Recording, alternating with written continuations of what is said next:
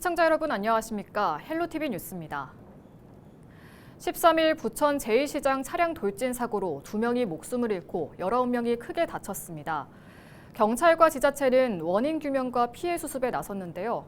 현장 상인들은 여전히 망연자실한 모습입니다. 송효찬 기자가 현장에 다녀왔습니다.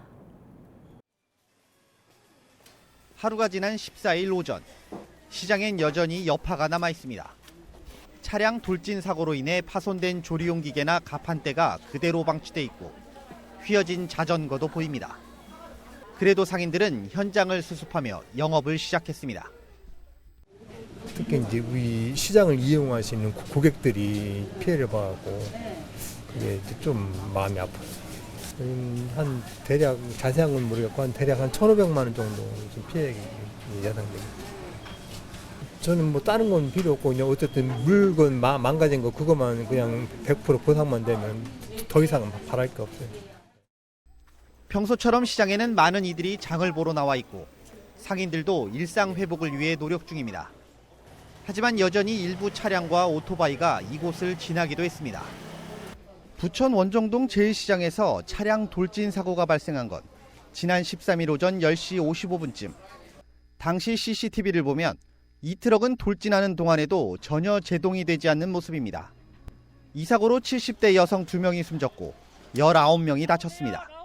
차가 이쪽으로 오면서 급발진인지 뭔지 모르겠는데 이렇게 숭 지나오더라고요. 근데 그러다가 이제 여기서 한 분 돌아가셨는데 저기에서 이제 걸어오시다가 어떤 어머님이 차에 딸려서 여기서 찌그러졌잖아요. 저기에서 한 분 멈추시고 여기서 한 분 돌아가시고 여기 남자애 한 명 있었는데 여기에서 좀 뇌진탕 비슷한 거 피를 많이 흘리더라고요. 여기 엎드려 있고.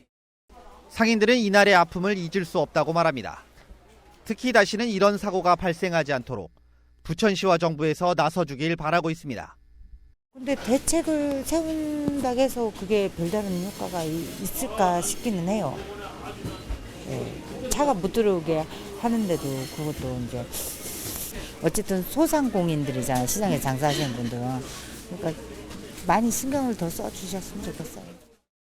한편 경찰은 해당 운전자에 대해 교통사고 처리 특례법상 치사상 혐의로 구속영장을 신청했습니다.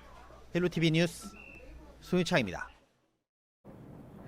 1년 전 양천의 한 전통시장에서도 차량 돌진으로 상인 한 명이 숨지는 사고가 발생했습니다.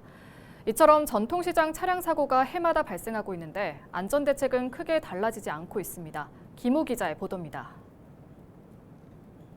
지난해 연말 검은색 승용차 한 대가 목동 깨비 시장으로 돌진하면서 시장 통로는 아수라장이 됐습니다.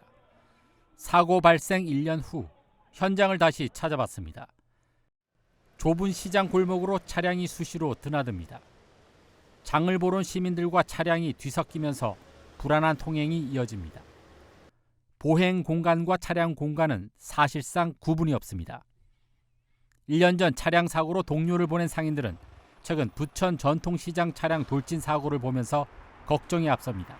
시장 안으로 차가 다니다 보면 뭐 상인들도 걱정이 되지만 여기 다니시는 손님들도 위험하니까 많이 걱정은 되죠. 전통시장에서 차량 사고가 잇따라 발생하고 있지만 안전대책은 크게 달라지지 않고 있습니다. 사고 당시 차량은 바로 저 언덕을 내려와 그대로 시장 안으로 돌진했습니다. 사고 발생 1년이 지났지만 시장 입구에는 차량 방지턱이나 안전사고를 알리는 어떤 입간판도 설치되지 않고 있습니다. 차량을 전면 통제하는 것이 가장 좋은 방법이지만 주민 동의와 물건을 받아야 하는 상인들의 불편함 등 현실적인 어려움이 많습니다. 차량을 통제하는 게 제일 좋은 방법인데 근데 저희 입장에서도 그걸 차량 통제해달라고 할 수 없는 게 우리도 물건을 내리고 하차하고 또 상차를 해야 하니까 그게 또 쉽지 않죠. 이에 따라 양천구는 사고 방지를 위해 시장 통로를 보행자 우선 도로로 지정하는 절차에 들어갔습니다.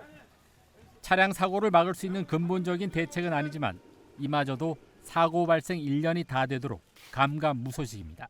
건물 앞에 중앙선이 있어서 보행자 우선 도로 지정을 하기 위해서는 중앙선이 삭선이 돼야 되는 상황이라 그 삭선을 위한 절차도 있고 삭선이 되고 나서 보행자 우선 도로로 또 지정되는 절차가 있어서 양천구는 현재 서울시에서 관련 절차가 진행 중이고 연내에는 보행자 우선 도로로 지정될 예정이라고 밝혔습니다. 해마다 반복되는 전통시장 차량 사고, 근본적인 대책 마련이 필요해 보입니다. 헬로티비 뉴스 김호입니다.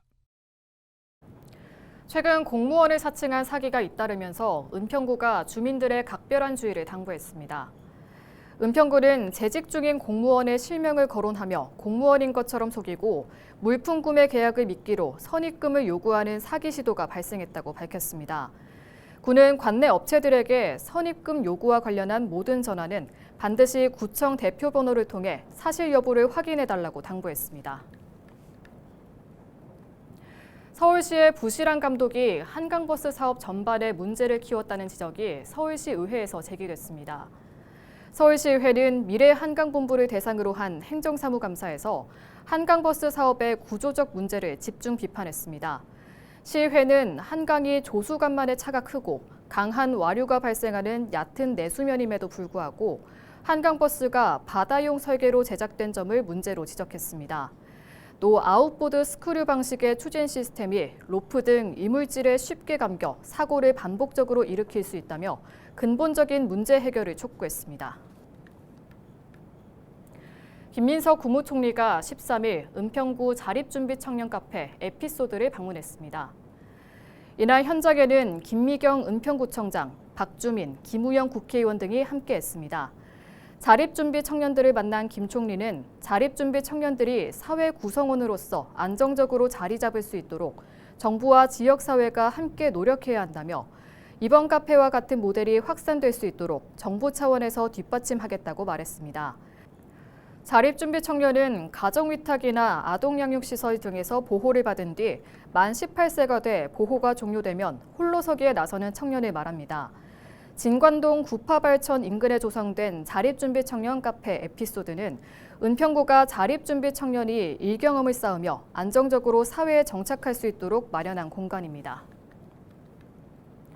정부가 서울 전역과 경기도 12곳을 토지거래 허가구역으로 묶었지만 서울 신규 규제지역 아파트 값은 오히려 오른 것으로 나타났습니다.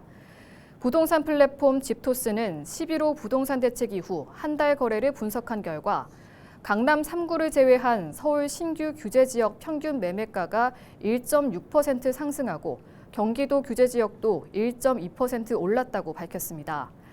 아파트값 상승은 15억 원 초과 고가 아파트가 주도했는데요. 신규 규제지역 신고가 66건 중 61%가 고가 아파트에서 나왔습니다. 부동산 시장에서는 실거주 의무로 인해 똘똘한 한 채 심리가 강화되면서 신축 선호와 자산 양극화가 심화되고 있다고 분석했습니다. 은평구가 매월 둘째 주 목요일을 헌혈의 날로 지정해 운영하기로 했습니다. 은평구는 지난 11일 대한적십자사 서울중앙혈액원과 공동으로 구민과 함께하는 헌혈의 날 선포식을 개최했습니다. 구는 저출산과 고령화 등의 영향으로 헌혈 수급 불안이 우려된다며 매월 둘째 주 목요일을 헌혈의 날로 지정해 은평구가 헌혈 문화 확산의 중심이 될 수 있도록 할 계획이라고 밝혔습니다. 양천구가 김장 물가 부담을 덜고 도농간 상생을 위해 김장철 직거래 장터를 개최합니다.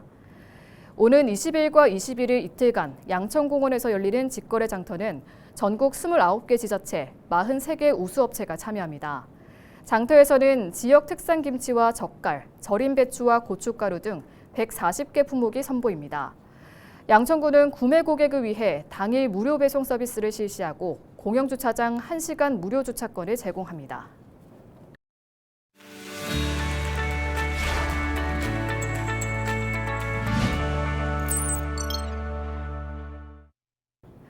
한 주간 우리 지역 국회의원의 의정활동 현황을 전해드리는 국회는 지금입니다. 김우영 의원이 공무원의 정치 참여권 보장을 위한 법 개정 촉구 서명에 동참했다고 밝혔습니다. 김 의원은 민주주의는 모든 시민의 참여 위에서 자라난다며 이 당연한 권리를 되찾기 위해 끝까지 함께하겠다고 전했습니다. 박주민 의원이 지난 13일 김민석 총리와 함께 은평 자립준비 청년 카페 에피소드를 방문했습니다.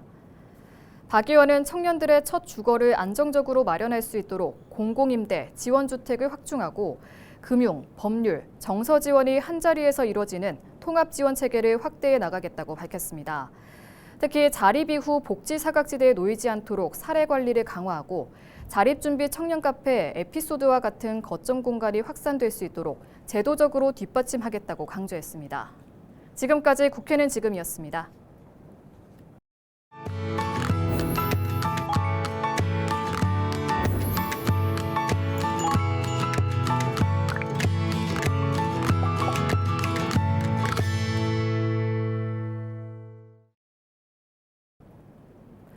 케이블 TV 공동기획 우리 동네 영웅 시간입니다.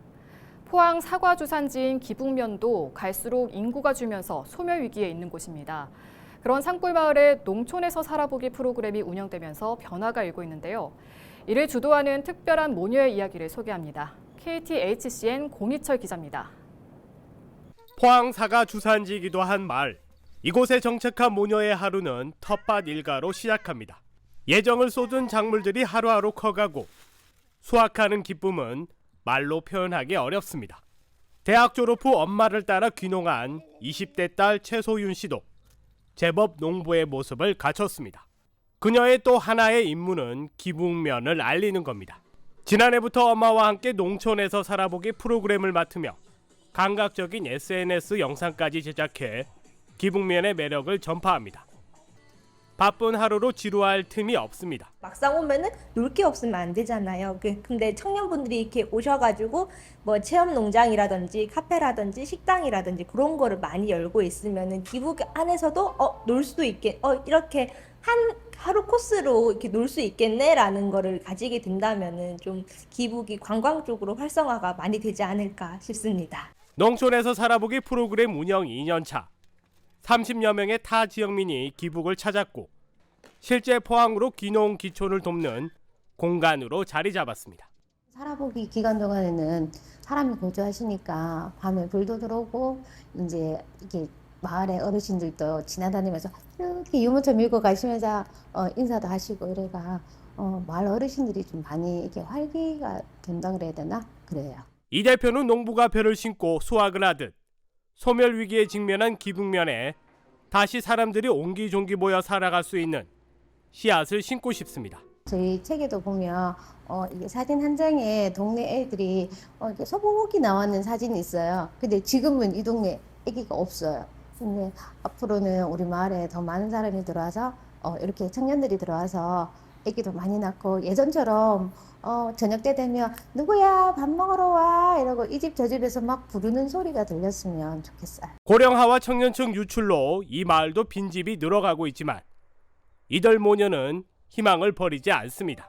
저는 기북이라는 숲에서 이제 하나의 나무 같은 사람이 되고 싶습니다. 이렇게 기북이랑 잘 어울리는 그런 사람이 되고 싶어요. 저는 할머니들이랑 행복하게 살았으면 좋겠어요. 그냥 그렇게 같이 놀고 갔으면 좋겠습니다. HCN 뉴스 공희철입니다. 서울의 투자 유치를 이끌 서울투자진흥재단이 공식 출범했습니다. 서울투자진흥재단은 글로벌 투자 유치 경쟁에 대응하기 위해 서울시가 지방자치단체 최초로 설립한 투자 유치 전담기관입니다. 이지형 서울투자진흥재단 이사장은 13일 출범식에서 재단의 첫 사업 계획을 발표하고 서울을 아시아 최고의 글로벌 투자 허브로 육성하겠다는 포부를 밝혔습니다. 이번 출범식에서 서울투자진흥재단은 미국, 프랑스, 일본, 룩셈부르크 4개국 주요 투자청과 협력 관계를 다지는 업무 협약을 체결하기도 했습니다. 겨울철 서울 시민 안전을 위한 종합대책이 이달부터 본격적으로 가동됩니다.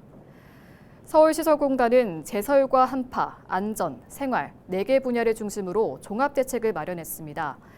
특히 기후변화로 돌발성 폭설과 한파가 잦아지면서 기존 대비 체계를 보완하고 예보 단계부터 선제적으로 대응하겠다는 계획입니다. 이상으로 뉴스를 마칩니다. 시청해주신 여러분 고맙습니다.